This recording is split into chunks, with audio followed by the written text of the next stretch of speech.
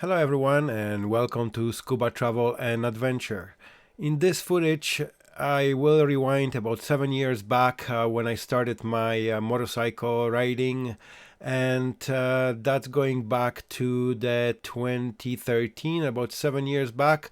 And my first motorcycle I have owned was a Honda 2013 CB500X. It was an excellent starting bike for my beginner level skills, and its performance was more than enough to handle. It had ABS brakes, I could take it off-road with no issues. The video is my first video I have made while riding a motorcycle. At the time it was taken with GoPro Hero 3 Black Edition, so the footage is not the best quality. My video ability wasn't the greatest at the time either. And in this short video I went for a ride from Winnipeg, Manitoba, Canada to Whiteshell Provincial Park along the chain of lakes on Highway 44.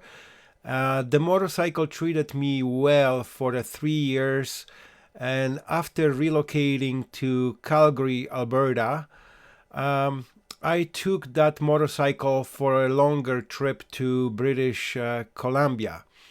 That I will cover in my next video. The bike was fully loaded with gear and it handled really well through mountain terrain. After that trip, even though as good as the bike was, I started thinking about upgrading to something more powerful for the mountains and a little bit heavier, so I can load it up with luggage and be good for the road.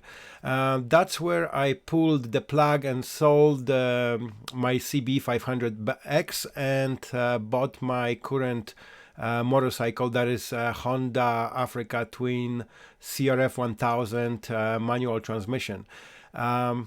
Motorcycle CB500X was a start of my passion for adventure riding and motorcycles. I have been riding ever since.